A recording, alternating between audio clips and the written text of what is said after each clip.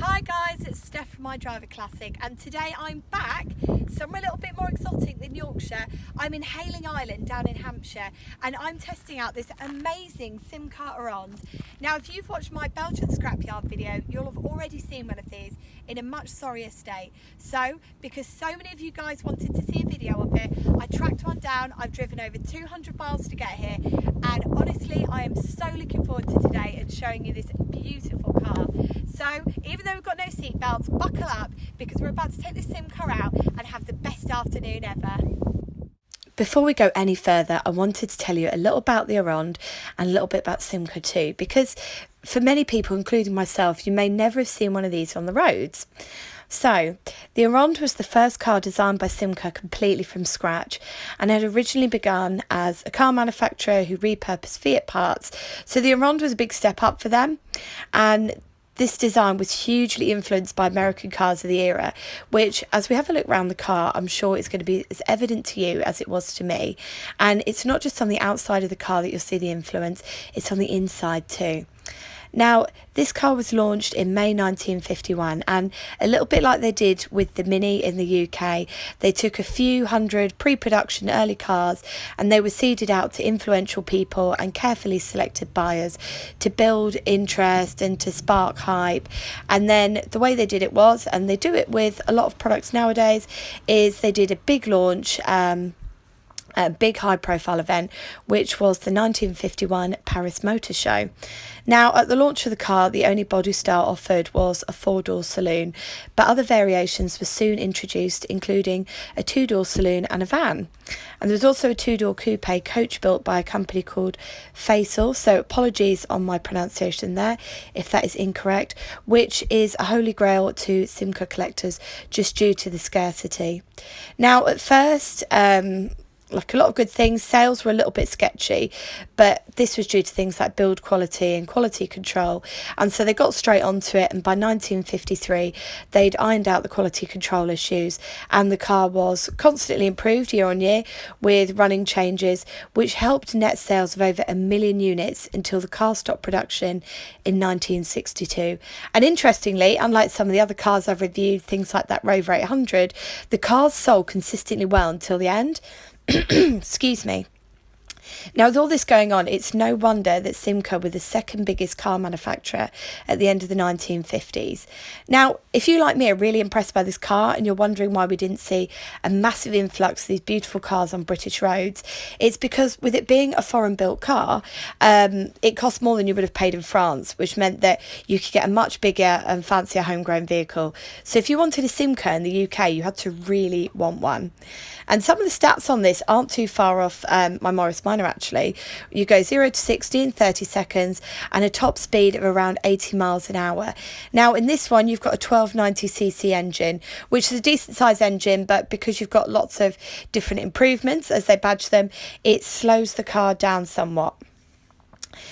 Now, as I mentioned, they updated the Simca Aronde as time went on with different marks of the Aronde, and this car that we're testing out today is a Simca Aronde P60, and these were introduced in 1958 and ran until the end of production in 1964. And if you like a bit of variety, you could have had it with these because you could get everything from a saloon to a convertible to a van, or if you're in Australia, a station wagon, which I'll tell you a little bit more about now. So for the Australian viewers tuning in that think this looks familiar, I thought I'd include a little bit about the Aronde in Australia.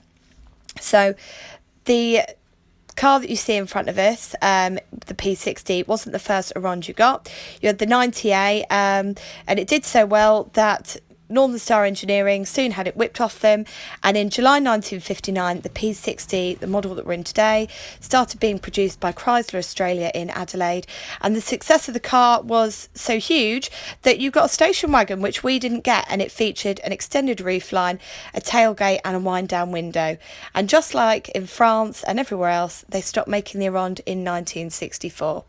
Now, I'm sure you agree, I've pumped you full of information there, so I'm going to take the car out because honestly, this is probably one of the nicest cars I've ever been out in, and I cannot wait to show you what I can see today.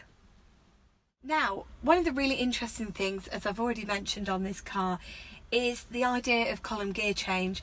So if you're driving a modern car or a classic that's not too old like mine, you'll be used to the gear stick being down on the floor. So this is a column change. It's a little bit different. It's still in that kind of H shape that you would expect on a normal gear stick, except that it's coming from a different angle and you're operating it with your hand, which in this position seems slightly bizarre.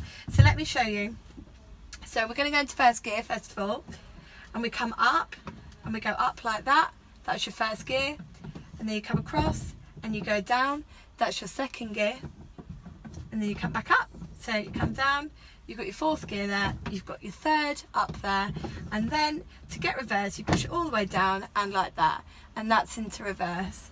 So a little bit to get your head around, but I think it's quite interesting to drive something new, and it's interesting to show you guys as well, because I think it's something that a lot of people, including myself, that drive classic cars have maybe not had experience of before. So as I drive about today, and I am so pleased to tell you this car is very quiet, so we can have a nice chat as we drive around with the windows down, because it is very hot on Hayling Island today.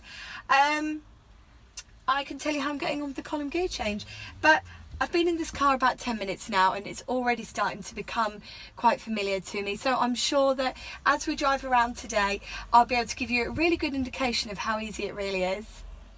Now it's time for one of the most exciting bits of the video. We're going to start the car and hear how she sounds. I'm so used to this A series, B series, British Leyland life, that when I get in something different, I always think, oh, how's it going to sound? So let's have a listen together. Oh, warming up. Might have helped if I've maybe got my head around the column gear change there and not left it in a gear. Right, now that we've got her started up, let's go out on the road and give her a test drive. Now I wanted to give you guys a little bit of visibility about what I can see as the driver, and so far so good really. I mean, look at this dash, it's so clearly laid out and everything is kind of where you'd want it to be. There's not too much going on, which is my favourite sort of dash, but then this is my favourite sort of era of car, so I'm not really surprised that I'm feeling very instantly at home. The two things that are throwing me somewhat are the indicators, which are here. So it's that way and there, and this, which is not what you think it is. It is a column gear change. Now I've never driven a column gear change before, so I'm going to do you a demonstration on how we drive column gear change. But first of all, I'm just going to show you the handbrakes. So just bring the camera down here. Can we see? Can we see? Right, excellent. So this is your handbrake. So to take it off, let me just put my foot on the brake there. So you pull that off, you twist it and you drop it down. And that is how your handbrake operates on this car.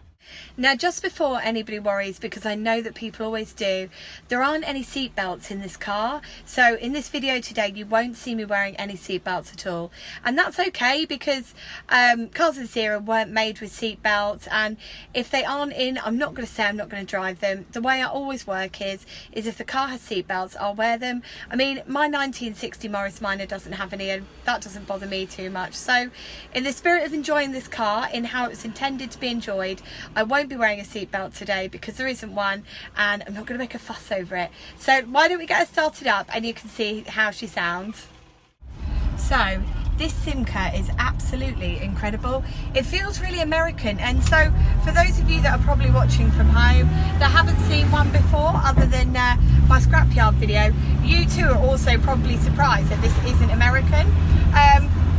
It's so stylish, because I think a lot of people, when they think about French cars, start thinking about things like Citroën, they think about Peugeot. I personally haven't had much experience with Simca myself, and I'm so impressed by this car. Everything from the parts that are on it feels so sturdy, it feels such a well-made car. This feels like absolute luxury on four wheels. Now, as for column gear change, I'm finding it a little bit trickier than what I thought I would. It's a bit of a strange one. It's something I've never done before, and as I drive I'm slowly getting my head around it, but I feel like I'm being a lot more hesitant to change gear than I usually would be, because I'm just, you know, I'm frightened about putting a foot wrong, especially in a car that's as beautiful as this. But it really is no drawback. The only thing that I would criticise on the car is where the indicators are. So with them being here, you're constantly having to slot your hand through the steering wheel, which, you know, if you're trying to change, you're trying to have the indicator on, you're trying to do everything all at once, it's a bit of a weird one. I don't know, it doesn't feel natural to feel through the steering wheel to put that on. But yeah, I mean, it's just holding the road so smoothly. It's such a nice drive. The suspension in this car is, especially for the age of the car, it's absolutely incredible, and I'm really blown away by it. And I knew. So if you've seen my Belgian scrapyard video, which if you haven't, you should definitely watch, because this is where my love of the Simca Aronde came from. I saw one in the scrapyard and I thought, oh God, I would love to drive one of those. It looks absolutely beautiful, and I've been lucky enough today that Graham's lent me his, and it's really, I feel like it's set a fire off in me to want one of my very own. It's just, oh my goodness, it's just absolutely unbelievable. 10 out of 10 for this stunning French car. Now, for those of you who, you know, you look at car names, things like you drive Dolomite, things like that, they've been named after mountains. Well, if you're wondering what Aronde means, it's actually swallow in French, and the car was named the Simca Aronde because their logo, the Simca logo, was actually a swallow. So they said, right, when we make this car, we're going to name it Aronde in honour of our logo, which I think looks quite nice, really, because as you walk around the car, you see little swallow emblems everywhere, and I think just really adds to it. And in this colour as well, and the two-tone element of it, it does. I mean, I know I keep saying it just feels very American. I'm very pleased with it. I didn't expect to love it half as much as I have. You know, I'm finding the column change a little bit daunting, but other than that, in my opinion, it's an absolutely superb little car. And I think one of the really interesting things is that although the owner of the car is not in the owners club, they actually do have a Simca owners club in the UK, which means that if you have problems with your car, or you find it hard to source parts, they are there. You know, they're on Facebook. This is how I met Graham, actually. I met him through their Facebook page, and I think it's one of those things that we always say that social media is, you know, it's destroying life and it's taking quality of life away, but in my opinion, it's great for things. If you've got a car like this that's a bit specialist and a bit different, it's a great support network. So yeah, I mean, it seems to have everything going for it, this little car. It's just amazing, really. And it's one of those cars, I think, that if the parts availability was more plentiful, I would probably consider one for myself. But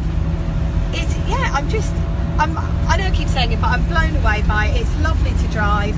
The seating position is absolutely unreal. The seating position is absolutely unreal. I'm sat so far up, I can see right over the end of the bonnet.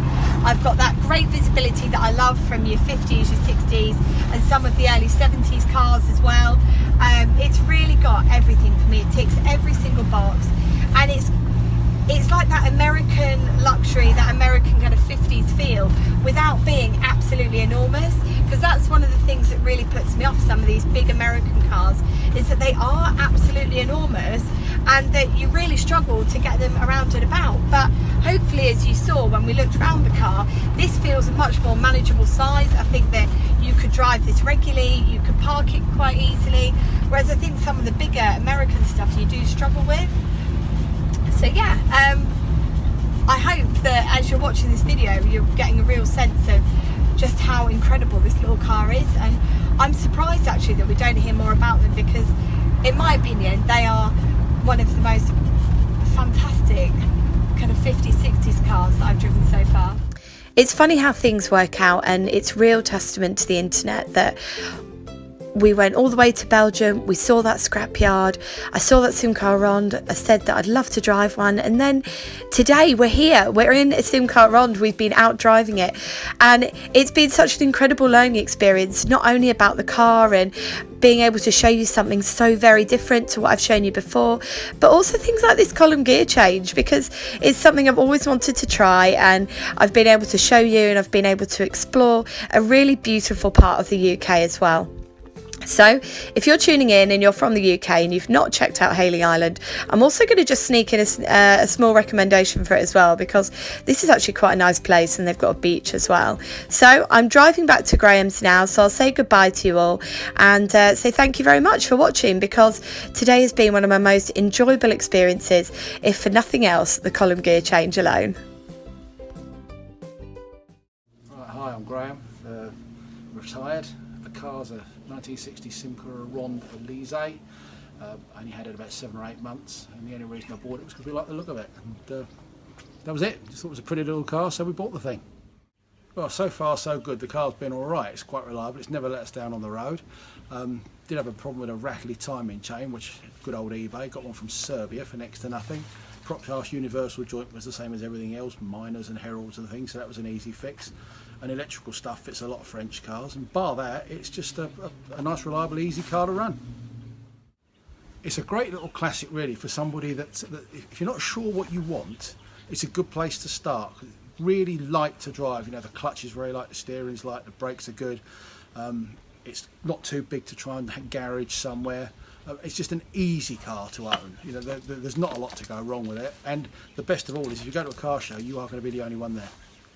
Guys, that's the end of my video today and this absolutely unreal Simca Aronde. Now, I've enjoyed the day so much and it's been such a beautiful car to drive. I've never driven one before, and I think, is this the first French car I've reviewed? No, because I did that Clio, but it's the first classic French car I've reviewed and I'm so impressed by it. Everything from the finish through to the interior, through to the driving, even down to the amazing brakes on this car.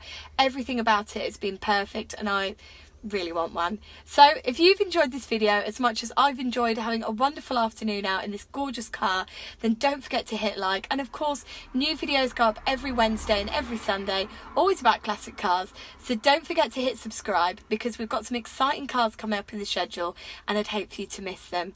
Now, until next time, take care and drive safely.